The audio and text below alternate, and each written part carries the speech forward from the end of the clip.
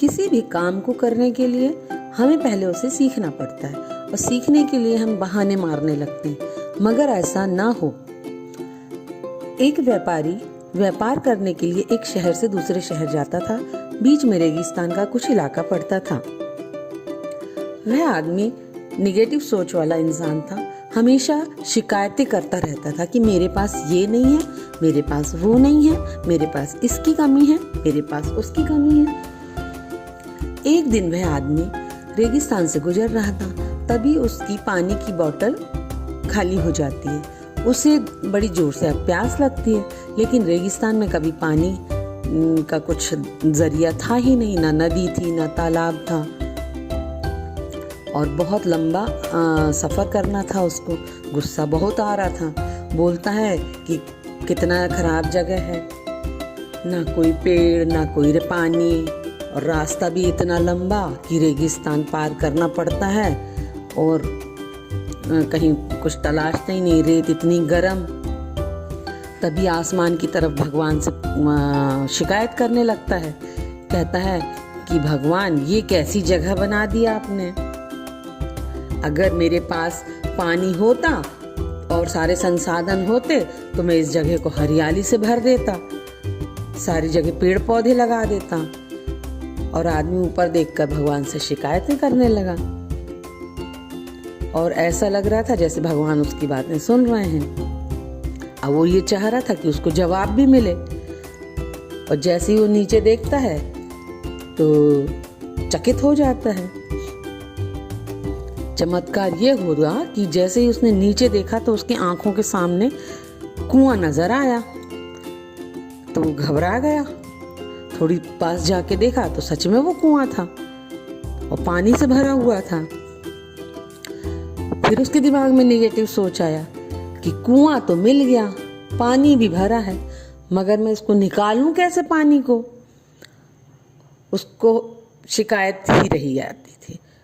और फिर उसने आसमान की तरफ फिर देखा, भगवान की तरफ, और फिर बोला, भगवान, पानी से भरा कुआं तो दिख गया मेरे को, पानी भी भरा है, लेकिन अब पानी निकालूं कैसे मैं। तो इस बार वह नीचे देखा तो फिर से चमत्कार हुआ। उस कुएं के पास रस्सी और बाल्टी दोनों नजर आ गए। लेकिन आदमी फिर ऊपर देखा, बोला, भगवान, इस पानी को मैं वहां तक कैसे लेके जाऊं जहां मेरा सामान पड़ा है। तब उसको एहसास हुआ जैसे उसके पीछे कोई खड़ा है। वो डर के जैसे ही पीछे मुड़ता है, देखता ऊंट खड़ा है। अब तो वो बुरी तरह घबरा गया। उसको लगा जरूर कोई यहाँ भूते की शक्ति है जो मुझे डरा रही है। तो उसने बातों बातों में उसने कह तो दिया था कि यहाँ हरियाली कर देता, यहाँ पेड़ पौधे लगा देता, नदी झरने बहा देता, कुआं बनवा देता। उसने बातों बातों में तो कह दिया था, लेकिन अब उसको सारी चीज़ें नजर आ गई। अब करना चाहिए था उसको, मगर वो जिम्मेदारी लेने को ही तैयार नहीं था। आदमी को पानी से भरा हुआ कुआं मिल गया था, बाल्टी और रस्सी मिल गई, पानी ले जाने के लिए ऊंट भी मिल गया, सब कुछ तो मिल गया। अब वह आदमी सोच रहा था कि मैंने बातों बातों में ये क्या बोल दिया, यहाँ तो गड़बड़ हो गई। अब वह तेजी से दौड़कर भागने लगा। वह भाग रहा था, जिम्मेदारी से बच रहा था, तभी एक कागज उड़ते हुए उसके शरीर पर चिपक गया।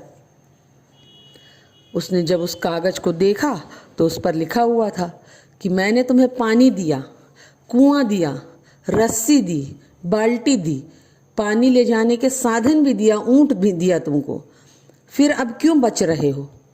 उस आदमी को लगा मेरे साथ पता नहीं ये क्या हो रहा है। वह दौड़ते दौड़ते रेगिस्तान को पार कर गया, लेकिन अब रेगिस्तान को हरा भरा नहीं बना पाया। वो उस रेगिस्तान को हरा भरा नहीं कर पाया। यह कहानी हमें यह सिखाती है कि हम में से बहुत सारे लोग ये कहते हैं कि बड़े स्कूल में पढ़ लिया होता या बड़े कॉलेज में चला गया होता तो मैं ये कर लेता, अगर मेरे पास बहुत सारा पैसा होता तो मैं ये कर लेता, मेरा बॉस अगर मेरे साथ सही होता तो मैं पता नहीं क्या से क्या कर देता। ये हमेशा शिकायतें ढूंढा करते हैं, अपनी जिम्मेदारी से बचकर भागते रहते हैं, ये कहानी हमें यह सिखाती है कि लाइफ में हम जो कुछ भी कर रहे हैं उसकी 100% जिम्मेदारी हमारी है कि हम उस काम को बिना किसी शिकायत के पूरा करें। दूसरों पर दोष देना और गलतियां निकालना बंद करें, अपनी गलतियों को सुधारना शुरू करें। धन्यवाद।